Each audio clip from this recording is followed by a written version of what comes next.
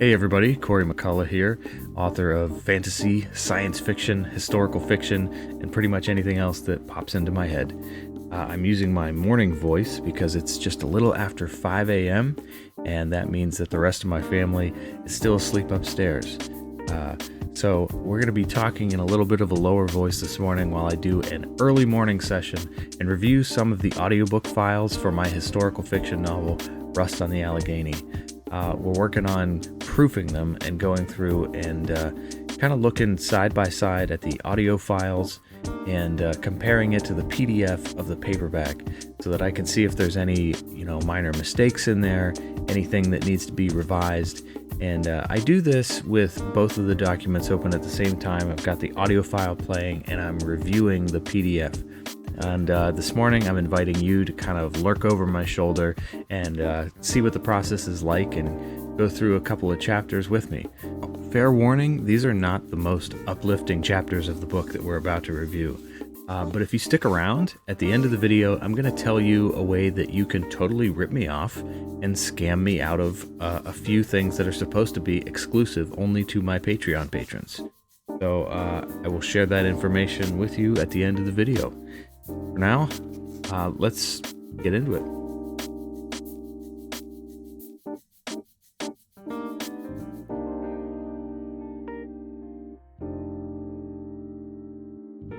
Chapter 26 of Rust on the Allegheny.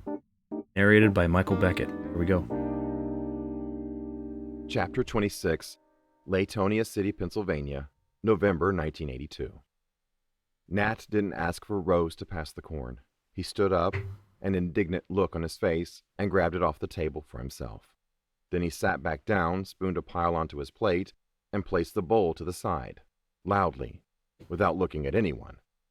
It took a special sort of person, thought Lou, to be able to sit in a nice warm house in front of a home-cooked meal on the night before Thanksgiving, knowing there were people only a few miles away who would have given anything just to have something, anything to eat tomorrow, and still managed to be so fricking miserable. When the phone rang, Nat gave no indication that he had heard it.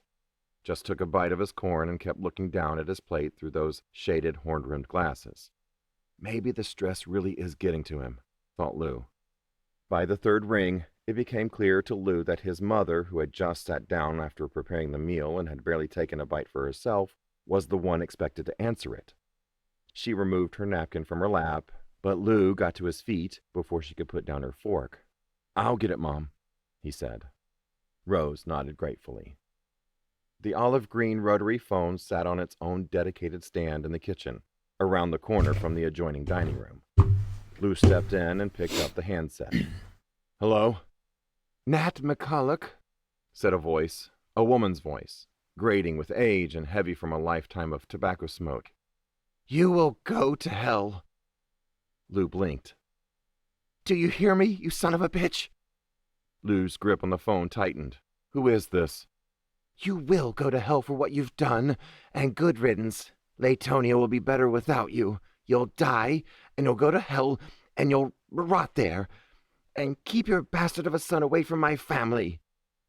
Lou had just managed to pry open his teeth to reply when there was a click from the other end. He was squeezing the handset so hard that it hurt, but he made himself replace it on its mount as gently as possible. When he got angry, he sometimes had to force himself to be gentle. Otherwise, things around him tended to break. He took a moment to compose himself, then returned to the dining room. "Who was that, dear?" asked Rose. "Wrong number," said Lou. Nat made a noise in his throat. "Another concerned citizen, I take it." Lou sat down without saying anything. Nat continued to focus on his food. Those glasses of his were supposed to look stylish, but Lou thought the darkened lenses made the man behind them seem less a part of the world he looked out on, less human, somehow. Suddenly, Nat dropped his fork. It hit the china with a ping. "You know," he said, looking up at the ceiling as if musing on a funny anecdote, "those calls started as legitimate, well-thought-out concerns expressed by reasonable people. There were times when I would take half an hour or 45 minutes out of my evening, my own personal time, for a conversation with an unsolicited caller. Sometimes I changed my plans for an entire night just to take a few calls, often from people I didn't even know. He frowned. I miss the reasonable folks. Nat threw a glance at Rose. It was the first eye contact he'd made with anyone in several minutes. Heart Sounds is closing, Nat said. Did you hear that? No, said Rose. Oh, yes, said Nat. That place has been in business since 1912. It never made the Harts much money, but it was their livelihood. In the same spot on Venango Street for 70 years. Then Art speaks out in my defense in support of the hospital deal, and they call for a boycott on his store. They picket outside his door. Nobody wants to be seen going in anymore. Well, they won. Come the first of the year, Heart Sounds will be gone. Another empty storefront. What are you doing at the chamber to fix our town, Nat? They all want to know.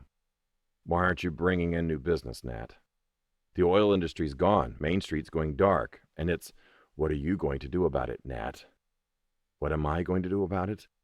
What are you doing about it, is what I want to say to them. Where's all the money your daddy and granddaddy made off the mineral rights? Where's all the wealth pulled out of the earth from beneath your family farm? I'll tell you where it is. It's gone. And did you reinvest it? Put it back into our local economy? No. You lived comfortably off the dividends until it ran out. The money didn't dry up like an old well. You bastards pissed it away.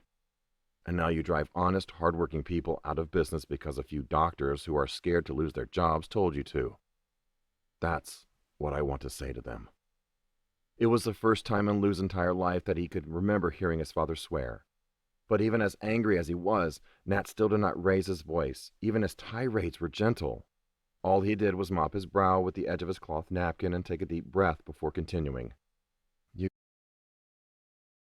know, that's the mark of a really good narrator right there, because as I was listening to that and reading along with it, you know, even I, the author, forgot that I wrote that thing at the end where I specified even his tirades were gentle, because I'm reading that thinking like maybe he should be delivering this in a more, you know, aggressive sort of tone. Like, isn't he getting worked up and upset?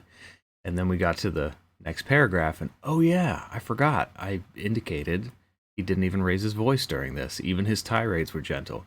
So I'm assuming, I don't know, either he, the narrator, you know, read ahead and made sure that he took that into consideration for his performance, or, you know, maybe he recorded it and then got to that part and then thought, shoot, I got to go back and I need to do that in the way that the author specified. So it's pretty cool. You give your whole life to this place, and what do they do to you? He said in a near whisper. They turn you into the villain. Well, no more. After I resign from the chamber, they can find themselves a new whipping boy. What? Said Lou. Nat looked up at him. It was as if he had only just remembered that he was not alone in the room. He hesitated, then nodded. The press release is all written up. It'll go out Friday, day after Thanksgiving, and that'll be the end of it. Judging by the look on Rose's face, this announcement was news to her, too. But then they win, said Lou. Nat shrugged. Win, lose. Either way, if I stay on, nothing gets done. I've lost track of the number of members the chamber has lost because of its association with me. It'll be better for the city, better for everyone, if a new director was appointed. Someone who can move the wheels. There was a moment of silence. Maybe the thing to do was to quietly finish eating, but Lou felt he had to say something. He looked at his mother. There was no expression on her face, but somehow it was clear. She could tell Lou was about to say something, and she was silently begging him not to. But Lou didn't listen. Just as a reminder for, if you've listened to the previous videos and the story leading up to this point, there was an interaction between Lou and his mother where she kind of said, look, your dad has been under a lot of stress. Please don't cause any more stress to him. Don't say anything that's going to upset him. But Nathaniel McCullough, Nat, he's like a really level-headed sort of guy, and his son, Lou, the main character of this scene right here, he is not so much. So we're going to see how that's going to play out between father and son coming up here. Dad, he said, you're better than this place. Nat looked up at his son through his shaded lenses. You're a great man, Dad, said Lou. A lot of people know that, but this town, it's just one little town, you know. There are thousands like it. You're giving your life for it, but what does it give you in return? This place is destroying you. And for what? Nat chewed on his tongue. For what, eh? Lou hesitated. I just mean all this stress you're going through. You're better than all this. It isn't worth it. Said Nat. I see. Not worth trying to save this dying little town. That what you mean? No, Lou began, but Nat cut him off. Oh, believe me, I've heard that one before. This crummy little town, they say. This dying city. May as well give her up, right? Gather round, everybody. It's an open casket affair. Let's lay the old girl to rest so we can move on and go our separate ways. I'm going to make a quick note for him to revise that a bit.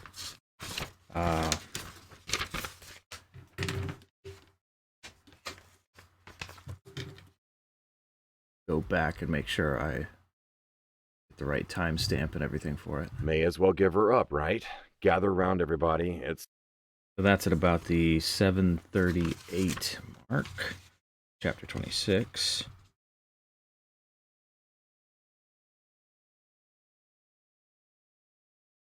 He says, may as well give her up, right? Well, the line is, may as well give up on her, right?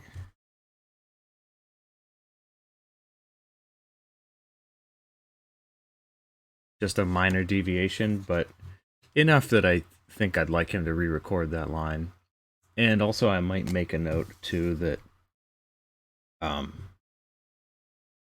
Nat is being very sarcastic in this in his delivery here. Nat is being very sarcastic, so maybe since I'm going to ask Michael to re-record that line, I'll say, like, could you take another run at him sounding like very sarcastic here, like, gather round, everybody, it's an open casket affair. You know, he's kind of venting a little bit here. An open casket affair. Let's lay the old girl to rest so we can move on and go our separate ways. I didn't mean it like that, said Lou. Sure you didn't, Nat growled. I didn't, said Lou. All I meant is that these problems seem big when you're up close, but maybe if you got away from this place, you'd see that those problems are pretty small. Nat's cheeks twitched. Small? Yes, small problems. Of course they are. Why didn't I see it before? Just a hill of beans, really. Lou wasn't sure what to say. It wasn't just his father's cynical attitude. He had never seen him so openly combative before. Over the years, no matter what sort of issues Nat had been forced to deal with at work, or what stupid thing Lou had done to get into trouble, Nat always managed to keep his cool when they bumped heads. But now, he wore a sour face as he reached inside his vest, into the inner pocket, and pulled out an envelope. Lou's spirits sank. Even from the other end of the table, he could see the seal of the University of Pittsburgh and could see the envelope had been opened. He'd done his best, but his postal dragnet had failed. It's not just about this town, you know, said Nat. It's about our family. Slowly, deliberately, Nat removed the letter from the envelope and unfolded it. This place, dying though some people claim it is still where we come from, he said. Your grandfather took great pride in that. I was 10 years old when he passed away. I didn't have the option to leave. I had to stay here and care for my family. And when I finally did have the means to leave, I chose not to because I thought this was the best place to give my son a good life. So I stayed. And I worked.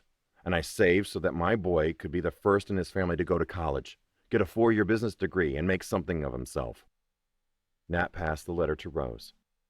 We owe our son a toast of congratulations, Rose, said Nat. Our son, the art student.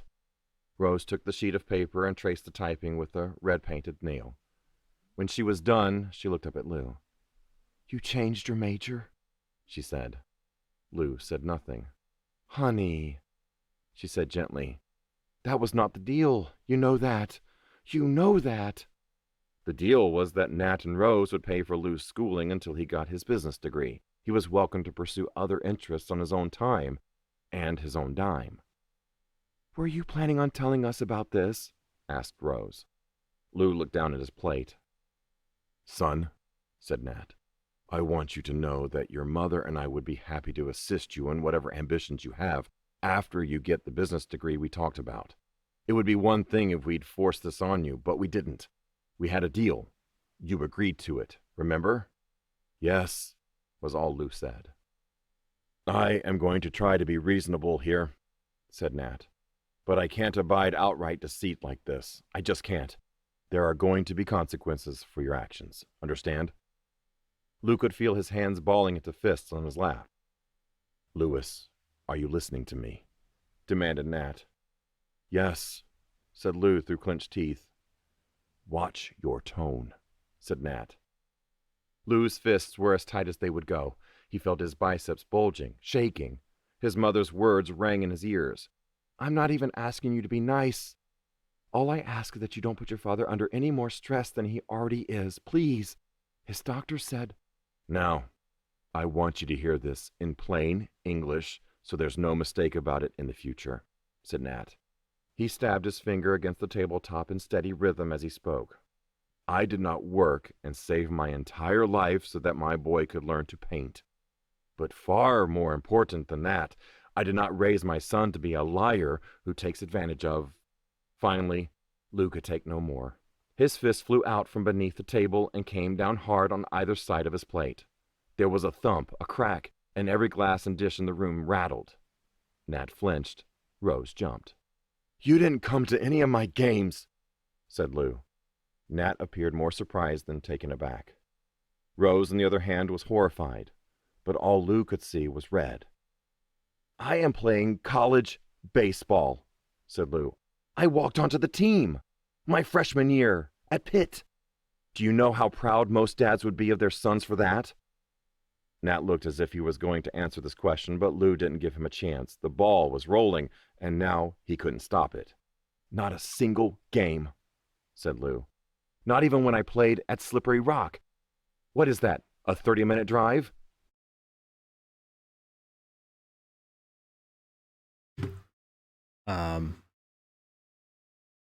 That's such a minor one. It's such a minor one, but I'm gonna ask him to redo that line anyway.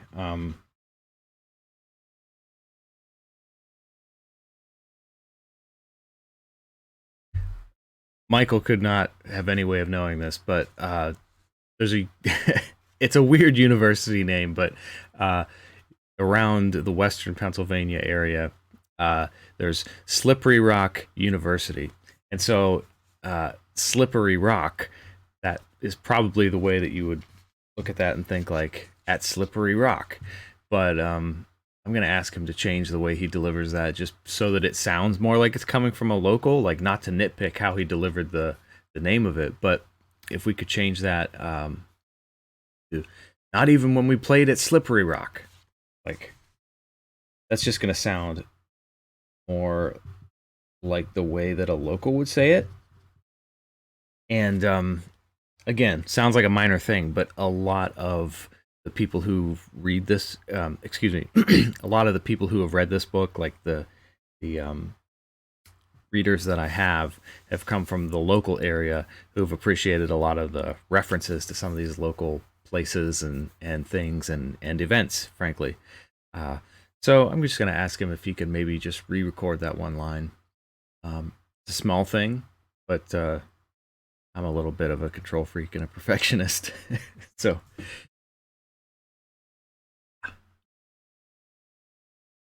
actually, I'm going to stop recording there, and I'm going to cut that a bit because I didn't like the way I said that. Oh, that's kind of a small thing, but for my target reader, who are mostly locals who have appreciated the references to different places and events from Western Pennsylvania, you know, that'll just help it to land home with them a little bit more. All right, here we go.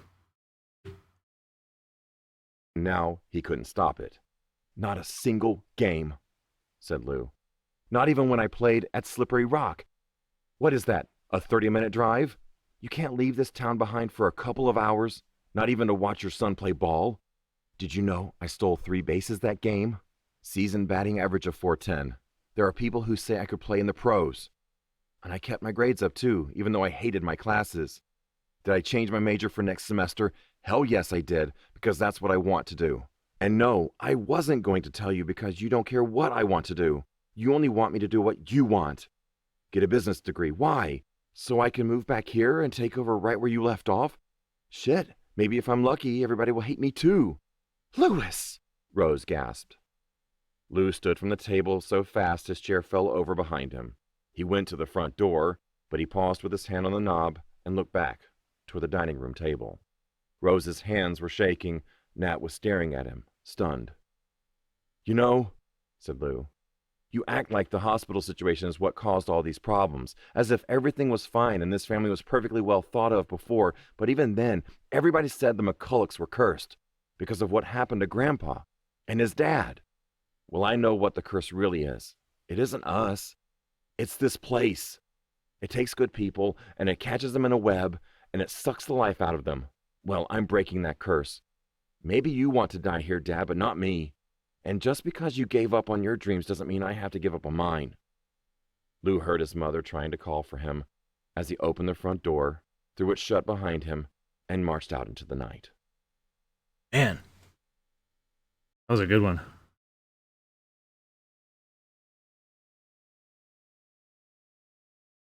And I mean the delivery there, not my own writing. Like the delivery of those lines like kind of gave me chills. I was like, wow, okay. I'm really happy with the way this audiobook turned out.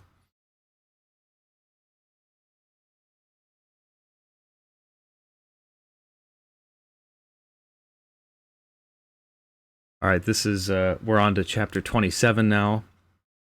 This is another longer chapter, so this might be a little bit of a longer video if we want to get through 2 chapters today, but oh well.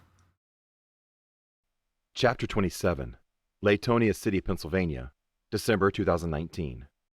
Right, so now we've jumped forward in perspective, and we're going to be seeing things through the perspective of Owen McCullough, who is Lou's son and Nathaniel's grandson. Despite Owen's best efforts to remain quiet each night when he came home, Wilma, the almost beagle, and Bandit, the corgi puppy, always heard him coming and were waiting for him at the front door. Fortunately, Wilma never howled, which would have been enough to have woken the neighbors half a mile away. But Bandit had developed a habit of making tiny sneeze-like woofs anytime he heard a car in the driveway. So Owen always tried to hurry to the door to get him to quiet down before he disturbed Kayla, Emma, and Ruth Lee. Tonight, in his rush, he slipped and nearly fell on the icy stoop, and for some reason felt that the appropriate response was to creatively defame the mother of the front step. It was something his dad would have done, but he tried not to think about that. It was 1:46 a.m. when he opened the front door to Ruth Lee's house. No, his house, he had to keep reminding himself, and found Kayla sitting at the dining room table in a nightshirt. For a moment, Owen assumed that Emma had woken up. Emma was a good sleeper in general, but on at least a one-a-week basis, she would wake up in the middle of the night for no Small little change we need to make there, but instead of a one-a-week basis, it's a once-a-week basis. Is that the 1 minute 110 mark? 1 a week, once. no particular reason and be wide awake and ready to play. But Emma was nowhere to be seen. Kayla was alone. She sat, leaned forward, with her arms folded on the tabletop. She smiled flatly at him. Good dogs, Owen told Wilma and Bandit distractedly. Wilma's comma-shaped tail thudded repeatedly against the doorframe, and Bandit, who had no tail except for a furry nub about the size of a chicken nugget, settled for jumping back and forth enthusiastically as if Owen were a wayward sheep that needed to be directed back to the pen. 10 years had not been enough to learn everything about the woman in front of Owen. Not nearly. But he knew enough by now to pick up on that sticky, heavy feeling that hung in the air before a talk. Owen was not too proud to stall for time. He removed his coat, one arm at a time, and it took him several tries to get it on the coat rack just the way he wanted it. He checked his pockets, wondering if he had left his phone or his wallet in the car. No dice. When he could think of nothing else to do and finally crossed the room to the table, he was holding his breath. "Couldn't sleep?" he asked. "I miss you," said Kayla. Owen nodded. "I miss you too." The dragging sound of the chair's legs against the floor sounded very loud as he pulled it back from the table and sat down. So, I apologize for everybody who's already read this book or already watched the other videos, because you already know this, but if you haven't watched the other videos, it should be made clear. Owen is working he's working at the local paper, and he's working hours that are from 6 to midnight. So he's not out running around or anything like that. He's working this late shift that has kind of been causing stress on his family. It was a new job that he took, and he's been at it, I think in this part of the story, he's been at it for about 6 months at this point. And so he and his wife are kind of working opposite shifts, and they've been having trouble connecting. I didn't mean to be a jerk today," he said. "I really did just want to know about your day, but my timing was not great." "My day sucked," Kayla said, "and I don't really want to talk about it. And I need you to just be okay with that sometimes." Owen thought for a moment. This was the sort of time when it was wise not to be hasty with one's words. I can be okay with that," he said. "When you do want to talk about your day, I will listen. Any time." Kayla let out a long breath. "It feels like we never have any time." "Then I will make the time," said Owen. "I'll be late to work. Big deal. I'll skip work if I have to. I'll let every article go to press full of typos and inconsistencies and faulty parallelisms, and we'll see how Miss Smartypants May Bauman looks with her dangling modifiers hanging out for God and the whole county to see." Kayla snorted a laugh. It was like pressure being vented from an overworked system. Her face did not seem quite so tight, and her shoulders no longer looked as if she were lugging a heavy suitcase in each hand. "My day wasn't really that bad, honestly," she said. "No worse than usual, anyway. Just the same old story. You don't want to hear about it, believe me." "Your job is really, really hard," said Owen. "Even on a normal day, I don't know how you do it." "I didn't mean this to be a pity party, you know. I'm not looking for sympathy. I know." For one brief, misguided moment, Owen considered bringing up his potential promotion at the Herald. Dave had said the pay was better, and terms did not get more relative than that, but it was salaried, and his benefits were already good. Again, he entertained the idea that he might make enough for Kayla to quit her job and find a line of work that was less stressful on her. But something told him that now was not the time to bring it.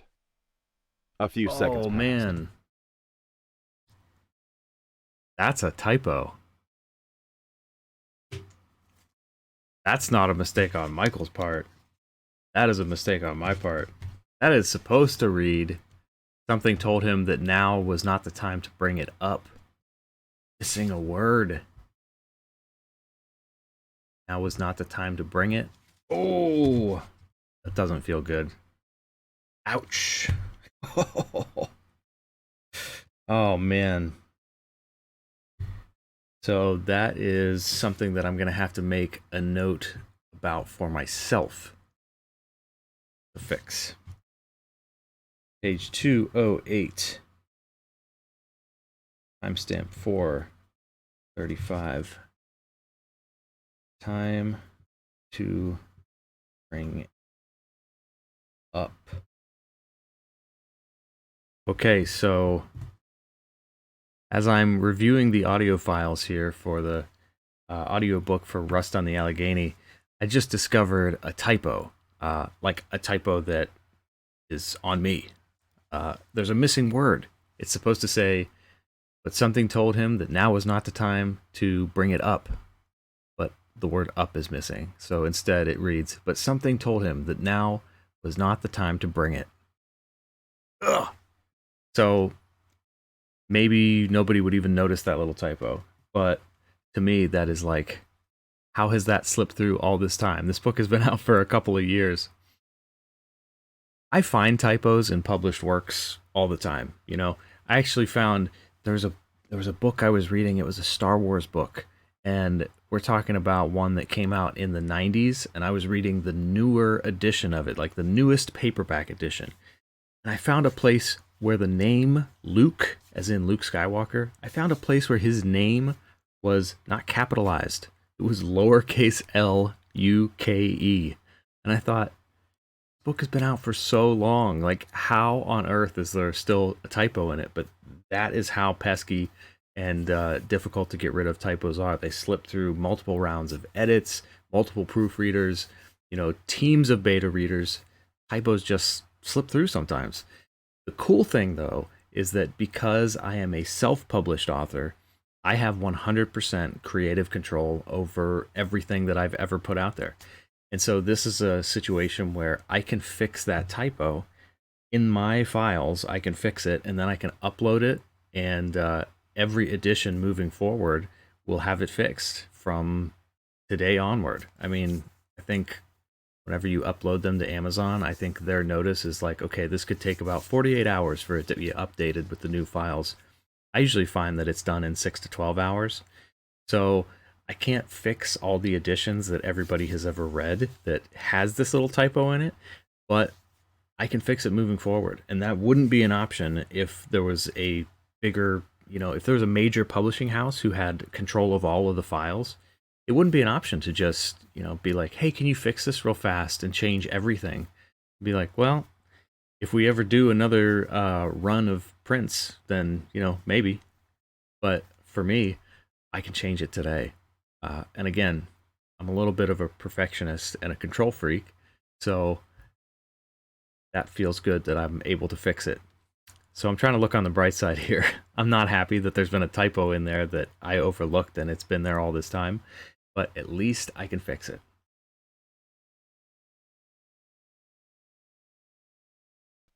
The only sound was the ticking of a very old clock on Ruth Lee's kitchen wall.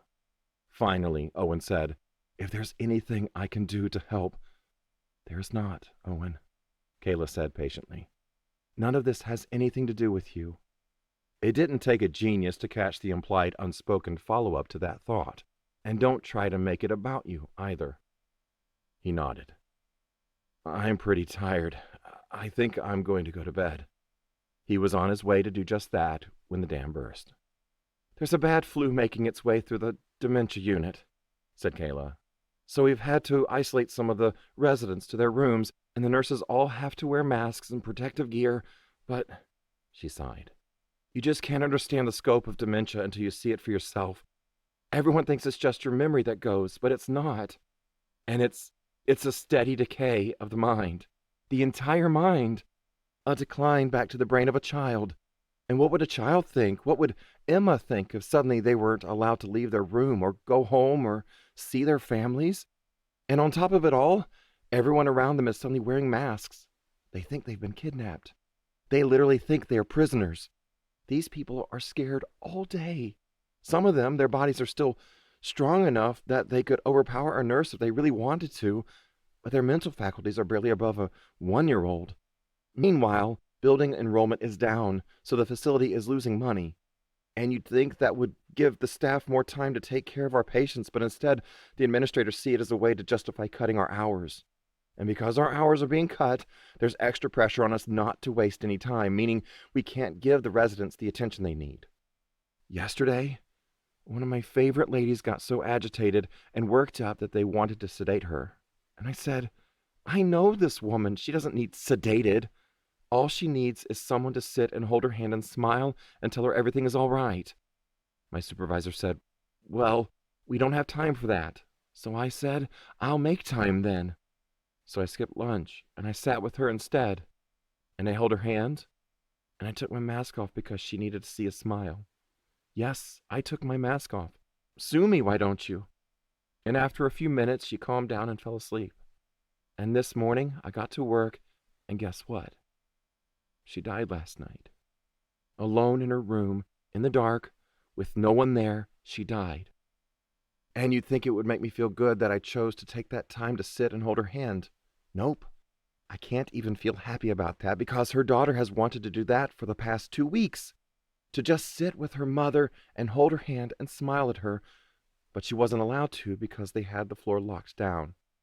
Part of me wants to tell her that I got to sit with her mom and hold her hand for that short time. But I'm not sure I should because it's so unfair that I was allowed to and she was not. I might almost resent that person if it was me. There is not a single resident who hasn't declined sharply in isolation. It's only been a couple of weeks, but they're miserable because they can't leave their rooms and can't see their families. The old ladies can't get their hair cut either, and as unimportant as that sounds, for some of them, that is one of the only things in their lives they can still control. They're depressed. They're losing weight. They're getting sick. And I'm not saying that what the facility is doing is wrong. It has to be done because the flu could kill a lot of these people. So what else can we do? We have to do it this way. But it just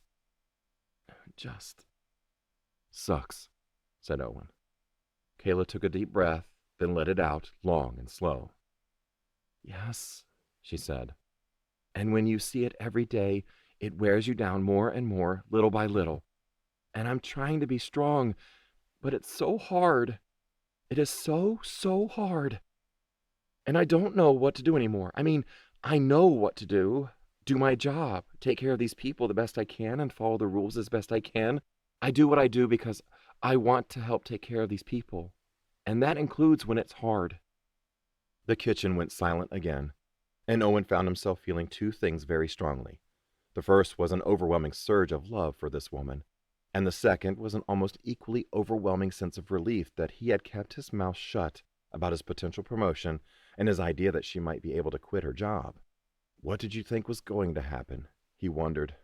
That you'd ride in like some knight in shining armor and save her from all her problems? Owen had just stood up to leave when Kayla started speaking, and it hadn't occurred to him to do anything but remain standing as the words flowed out of his wife.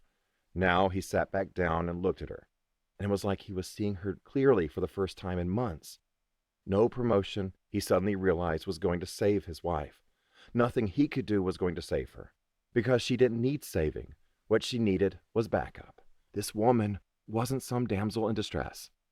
She was his comrade in arms, and maybe it was time he started treating her that way. I was worried there was some sort of trouble between us, said Owen. I thought you were unhappy with me or depressed, but you're not. You're stressed up to your eyeballs. Kayla made a noise in the back of her throat. You think? Owen laughed a little. Okay, I see that now, and I'm sorry I didn't before. I didn't mean to. Stop. Kayla shook her head. I haven't exactly made it easy for you to understand that. She reached across the table and grabbed his hand, squeezing it tightly. Thank you for asking me about my day. You're welcome. I can see why you might have thought I was depressed, said Kayla. I've been pretty freaking depressing to be around. No, objected Owen. I'm the one who's depressing to be around. You and Emma definitely have not gotten the best of me with this crazy schedule. Sometimes I feel like I don't know how to be a husband. I didn't marry a husband, Kayla said. I married my best friend. She let go of his hand and punched him in the forearm. Just be that. You're good at it. That I can do, said Owen. Damsel in distress, he thought. Yeah, right. Who had taught him to see women that way? Society? His upbringing? It didn't matter. Enough was enough. Oh man, I almost forgot, said Kayla. Mom told me about the bike. That rusty old thing is actually yours? Owen rolled his eyes. Oh yeah, that. How's it feel to be so old your childhood bike has turned into tetanus on 2 wheels? Hey, it's not that bad. Fresh coat of paint, a little WD-40, slap some training wheels on there for Emma. Emma is not writing that thing. How did it get on our porch anyway? I'm assuming Dad must have brought it over. That was nice of him, said Kayla. He didn't tell you?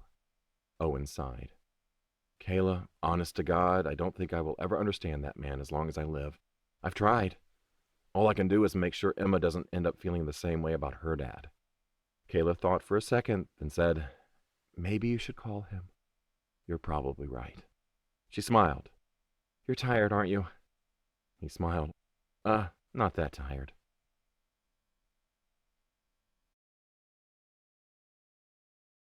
Well done, Michael. I'm really happy with that chapter. That was, again, gave me chills at a few times to hear like the lines that I wrote being performed that way. Really happy with the way that turned out. So one of my favorite reader reviews about this book was somebody who said, you won't find any great intrigue here or major drama going on. And that's a fair assessment, and it's kind of what I was going for, you know. Instead of these, soap opera type situations where you get people, the tension in relationships is all about people cheating on each other and, these very major dramatic things happening. This is more like I was trying to capture what a real life romance is like. The small little things that, cut into your ability to connect with the other person. It's the little everyday things that weigh you down, and it's stuff that builds up until you just feel like you have trouble connecting. And it's not usually these big major things that cause problems in relationships. It leads to that, but it's like a slow fade whenever there's little things that just cause you to disconnect. And I thought it was important in this chapter for Owen to learn that lesson of like, okay, your wife is not a damsel in distress, and men tend to be people who try to be problem solvers. Like, okay, there's a problem here, I'm gonna fix it. What can I do to fix this? I'll come in and save her from her problems. She doesn't need saving, she needs support. She needs a comrade in arms. This is a strong person who just needs your help. And so that's what I was trying to capture, is just like what it's like to be in a real life relationship and have real life problems that get in the way of connection. And that's going to turn off a lot of readers. People won't be as interested in it because there's not that, melodrama. There's not like the soap opera sort of exchanges between people. But I wanted to capture what an actual real life romance is like, where it's two people who need to be each other's friends before they can do anything else for one another. And so that's what you see here, is just a guy learning, like, hey, men try to be fixers and they try to fix every situation. It's like, dude, sometimes you need to just shut up and be her friend and listen. And she doesn't need to be saved from her problems. She needs to be just helped and supported. Anyway, enough about me and my work.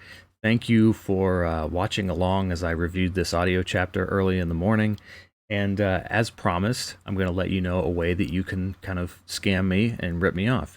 So I've got a Patreon where I release this exclusive stuff only to my Patreon patrons. So I've got a bunch of short stories on there that are only for patrons, and also you can download full ebook versions of my novels on there. Patrons get that too. So it is kind of like a subscription service where you support the artist by paying a certain amount per month. But what you can do is use the free trial. It's a 7-day free trial, and you can sign up for that. And then you can download all that stuff right away and then cancel. Frankly, it's probably what I would do. I give you permission. Go for it. Thank you again for watching, and we'll see you next time.